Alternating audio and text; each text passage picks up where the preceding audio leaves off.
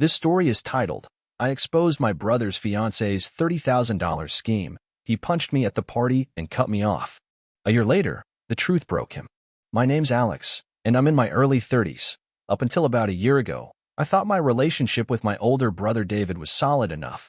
We weren't the kind of brothers who talked every day or hung out all the time. But we got along fine and definitely weren't enemies.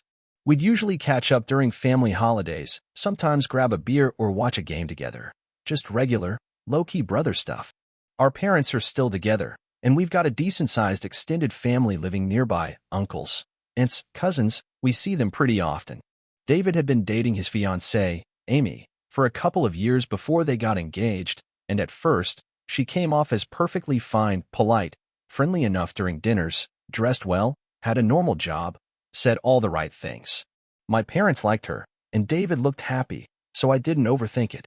They announced their engagement around 8 months before everything went sideways, and by then, David had gotten really focused on saving for a house. He'd mentioned the plan to me more than once, wanted to set aside around $30,000 for a down payment.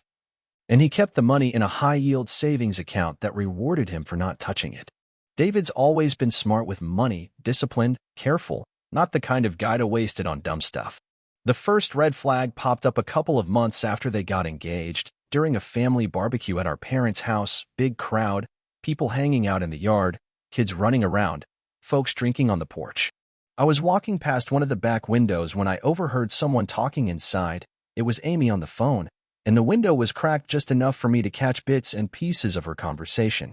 Her voice kept fading in and out, but I heard enough to stop dead in my tracks. She mentioned $30,000, something about moving it, something about crypto, and then let out this high-pitched, sneaky little laugh before saying, he won't even notice for ages. That line hit me like a brick to the chest. I couldn't catch the entire call, but what I did hear sounded bad, like she was planning something shady involving David's money.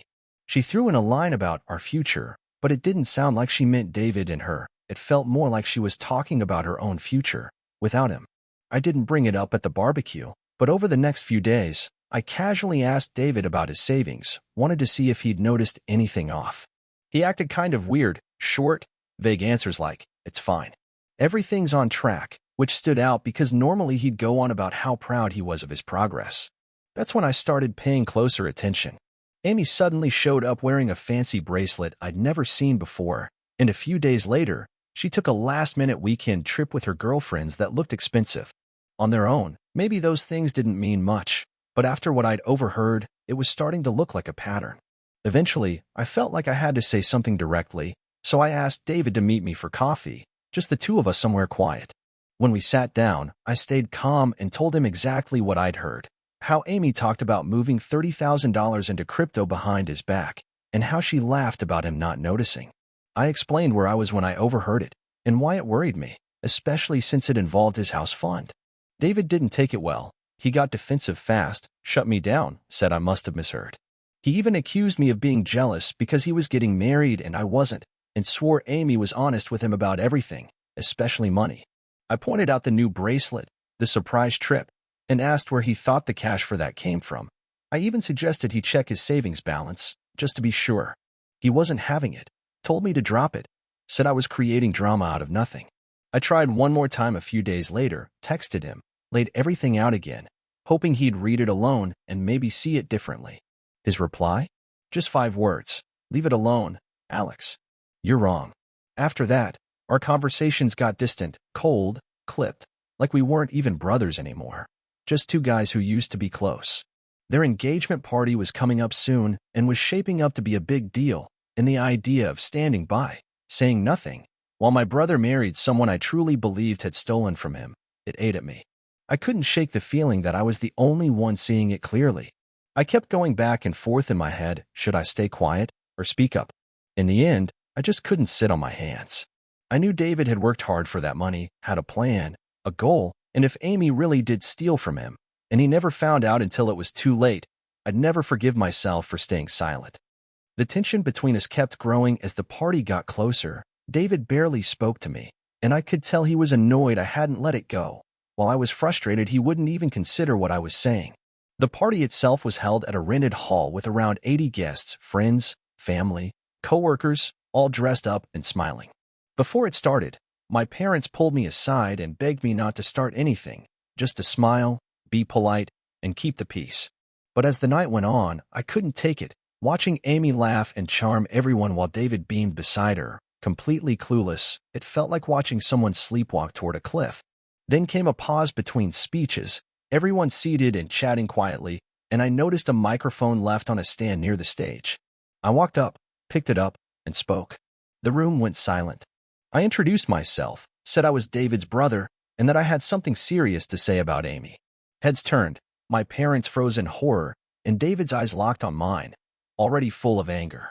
I told the room I'd overheard Amy planning to steal $30,000 from David's account and move it into crypto without him knowing. I said I'd already told David, but he didn't believe me, and I couldn't just stand by while he married someone who might have betrayed him. The room erupted, people shouting, Amy gasping and bursting into tears, covering her face. David pushed through the crowd, red-faced and furious. Amy's family started yelling at me. My parents were waving their arms, mouthing, "Stop, stop," but it was too late. The damage was done. David reached me, didn't say a word, just punched me in the face, hard. I stumbled back while he screamed that I was lying, that I was trying to ruin his happiness, that I was insane. Security came running, and David pointed me out, yelling for them to kick me out. Amy's relatives were backing him up, and my parents stood frozen, angry, embarrassed, but saying nothing to defend me. I set the mic down, realizing there was no point in trying to explain any further. The room had turned on me. Security grabbed me by the arms, not rough, but firm, and walked me out. David kept yelling behind me, Amy kept crying like she was the victim, and as I glanced back one last time at my parents, they just looked heartbroken, ashamed, and motionless. Outside, my face throbbed from David's punch as I stood in the cool night air, stunned. Then I just started walking. My phone rang. It was Mom. Her voice trembled, not yelling, but clearly upset. She said I'd ruined the party, embarrassed the whole family, and provoked David. She said he was heartbroken, convinced I'd lied, and crushed that I'd do something so cruel in public. And then came the words that hit hardest. David doesn't want to talk to you anymore. She told me the messages were with other men. My mom didn't know exactly how many, but she said Amy had been messaging at least 3 different guys in ways that clearly crossed the line for someone who's married. One of them, she said, was a guy David actually knew, someone he regularly saw at the gym. According to my mom, David stumbled on the messages by accident, confronted Amy right away, showed her what he found, and things exploded between them. Amy didn't deny it, either. Instead of owning up, she tried to downplay it, like it wasn't a big deal, or worse, twisted it back on David and made it his fault somehow. My mom didn't have all the specifics. She didn't know how long it had been going on or exactly what was said, but she told me David was crushed. Sure, he was angry, but mostly he was heartbroken. It wasn't just the cheating that got to him, it was the lying, the betrayal from the person he trusted most. Now, things between David and Amy are a complete mess. They're still under the same roof, but it's constant arguing, nonstop tension. Word about Amy's affair has started making its way through the family, stirring up fresh gossip and shocked reactions, and for now, that's where everyone's focus is, on the cheating. The $30,000 I warned David about? Nobody's talking about that, not even a whisper. No one's put 2 and 2 together yet. David's neck deep in the wreckage of a marriage he once put on a pedestal. He picked Amy over me, over the truth I tried to show him, and now everything he thought he had is falling apart. The damage is different than what I warned him about, but it's just as painful and just as real. The question of whether I should reach out doesn't even come up. David still has me blocked out of his life. I'm not part of the picture, not even on the edge. I'm still the one he shut out for trying to protect him. And now, 6 months after the wedding that tore us apart, he's finally seeing for himself that Amy's not who he thought she was. Maybe it's not about the money, but it proves I wasn't wrong. She's been lying to him all along. Some of the family's starting to see it too, and the way they talk about Amy is changing, just a little, but the real wound, David cutting me off, that hasn't healed. I'm still stuck on the outside, watching this all fall apart from a distance. I want to say thank you to everyone who read my first post and shared their thoughts. It meant a lot. And there were a few questions that came up more than once, so I wanted to clear up a few things. A lot of people asked if I had solid proof beyond what I overheard from Amy, and the truth is, no, I didn't have anything concrete. All I had was that conversation I caught, the way David suddenly changed how he talked about his savings, and how Amy started spending like her income had magically doubled. I didn't have access to his bank accounts, didn't know her salary, didn't know if she had hidden crypto or anything like that.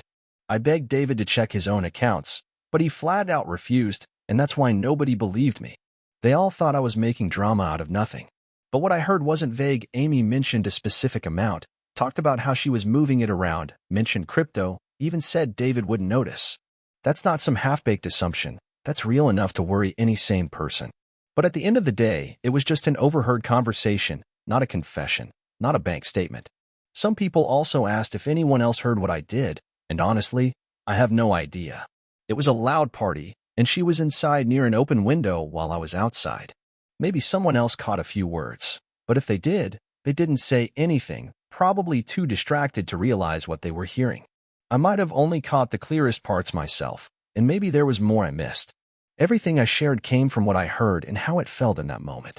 Before all of this, David was the kind of guy who was smart with money. He saved, he planned, he didn't live beyond his means. That's probably why $30,000 could vanish without raising alarms. He likely wasn't checking that specific account every day. Maybe was saving it for when they bought a house. Amy had a regular job, nothing flashy, so when she started showing off new jewelry and taking little getaways, it didn't make sense, unless she had access to his money or something they shared.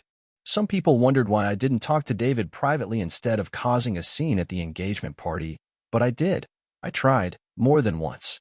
I brought it to him quietly, just the two of us, told him what I heard, told him to check his accounts. And every single time, he shut me down, got angry, refused to listen, acted like I was attacking his fiancée for no reason. That's why I spoke up at the party. It was a last resort. I knew it was a risk, but I was desperate. I thought maybe if I said it publicly, something would click, or maybe Amy would slip up, react badly, and expose something. But it backfired, hard. After posting and reading all the comments, some people agreeing with me, others saying I handled it wrong, I really had to sit with it and think about where things are now. And the truth is, nothing's changed. David still won't speak to me. He still went through with the wedding. And now, the only thing that's changed is I'm hearing through family that Amy's been cheating. The original issue, what I tried to warn him about, hasn't gone anywhere. I'm still here, watching it all unfold from the outside, knowing I lost my relationship with my brother because I tried to protect him. I don't need to do anything about Amy's cheating now. David won't hear it from me anyway. What I'm left thinking about is what comes next for me, how I fit into this family now that a piece of the truth is finally coming to light. Some people said maybe this is a chance to reach out again, that maybe now David would be ready to hear me out, but I'm not so sure. When I tried to warn him before, he didn't just brush me off, he hit me. He cut me out completely.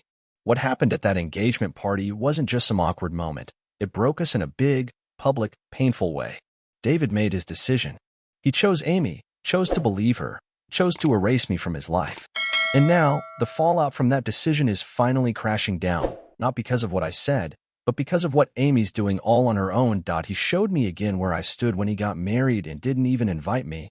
And yeah, I figured finding out Amy cheated might shake his trust in her a little, but that didn't undo the damage he'd done to our relationship or fix the trust he broke when he cut me off so quickly. What I did, speaking up, cost me a lot, but I did it because I was trying to protect him from being seriously misled. His response was to side with her completely, even if it meant pushing me out of his life. And with all that history between us, the idea of trying to reach out now, especially if it might come across like I was saying, "I told you so," even without using those words, didn't feel right. Honestly, it felt like it would only make him angry all over again, and at best, he might listen just because things were falling apart for him now. Getting cut off by him wasn't just some break in communication, it was a message, loud and clear, about how little he valued what I did or what I tried to warn him about. So thinking it all through, I decided not to contact him. Not even now that Amy's lies were catching up to him. I figured nothing good would come from reaching out just because he was finally seeing the cracks. So I didn't do anything. I didn't call him, didn't text, didn't try to meet up. I stayed silent, kept my distance from both David and Amy, and let the situation play out without stepping in. When it came to my parents, I kept things the same. I answered their messages and calls, but I didn't push for updates about David, didn't ask what was happening in his marriage, or say a word about Amy cheating. I didn't bring up my earlier warning or act like I was happy to be proven right. Same with the rest of the family. When people brought it up, I just said I'd heard they were having issues, And that was it. I stayed out of the past, didn't mention the engagement party, didn't explain my side again. The result? Nothing changed. David still didn't reach out. He didn't react at all to my silence, probably because he was caught up dealing with everything going wrong in his marriage. My limited conversations with our parents stayed polite but strained. They were clearly upset about what David was going through, maybe even a little unsure about how to feel now that things had played out the way they did. But they didn't try to bridge the gap between me and David, and they didn't say Amy's cheating somehow proved I was right back then. From what I gathered, the family's focus stayed on the affair itself, not the earlier money issues or character concerns I had raised. It's been about 6 months since I last wrote anything down, so now it's been about a year since David and Amy got married, and a year and a half since I overheard that $30,000 conversation. A lot has happened since David uncovered Amy's affair through her texts. From what I've heard, mostly from my mom and a cousin who still keeps in touch, it got ugly fast in their apartment. Non-stop arguments. Amy didn't move out right away, but the place became a war zone, and they were barely speaking unless they were fighting. The details about those messages weren't just some flirty exchanges. Turns out she had ongoing affairs with more than one guy. One of them that guy from the gym, someone David actually confronted. The guy tried to downplay it at first, but when David showed him the messages, he had to admit he was involved, and that betrayal hit David hard, coming from someone he considered a friend. A few weeks after everything came to light, Amy moved out. They didn't jump straight to divorce, but they were clearly done living as a couple, and whatever life they'd built together fell apart.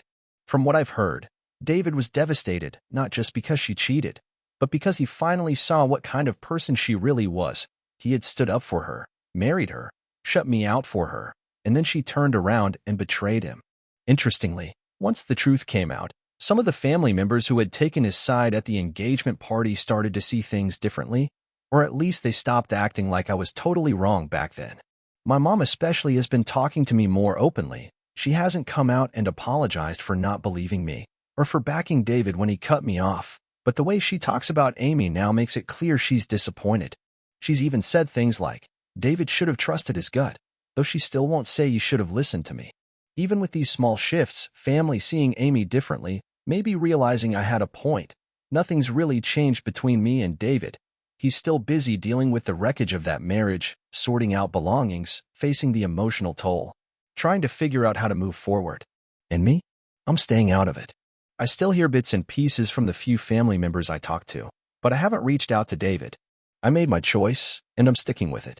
Watching all this unfold, it's hard not to see how it all connects.